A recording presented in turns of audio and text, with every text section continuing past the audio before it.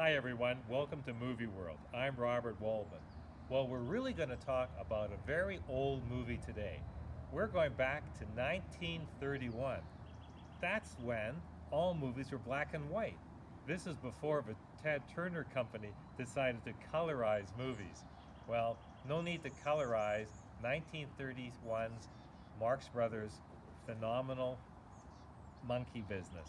Monkey Business, just as the title suggests, you got four crazy guys that are stowing away on an ocean liner, a cruise ship, back in the day.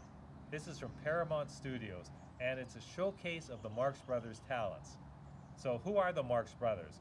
Well, there's Groucho Marx, there's Harpo Marx, there's Zeppo Marx, and there's Chico Marx. These four guys would become huge movie stars back in the day, back in the early 1930s. And you could say their humor predated that of Moe, Larry, and Curly, the Three Stooges, because obviously it's slapstick in the extreme. Now, the movie is directed by a fellow named Norman Z. MacLeod, and this fellow directed some of the best comedies of all time, again, back in the 1930s, 40s, and 50s. Norman directed people like Danny Kaye in The Secret Life of Walter Mitty, and he also directed Bob Hope in Paleface and a slew of other comedies. But I have to tell you, this movie, Monkey Business, is really a lot of fun. And it's timely. Imagine four crazy people trying to steal their way aboard a ship.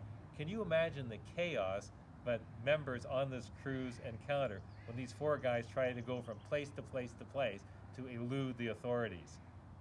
Every type of situation is turned upside down by these four guys. And to make matters even more crazy and ridiculous, is that there are two mobsters, two gangsters, who are trying to oust the other in a bitter fight for supremacy, and they figure prominently as the Marx Brothers become engaged in this fight between two mobsters aboard the ship. It's crazy fun. Now, for those of you who aren't familiar with the Marx Brothers, let me give you a quick rundown. Groucho Marx is the leader of the show. He's the funny guy with the mustache, with all the crazy one-liners, and he walks like a duck, and when he's on screen, everything is magnified, and his one-liners, his innuendos, the way he twists things around and makes jokes out of everything, well, it's really a lot of fun to witness.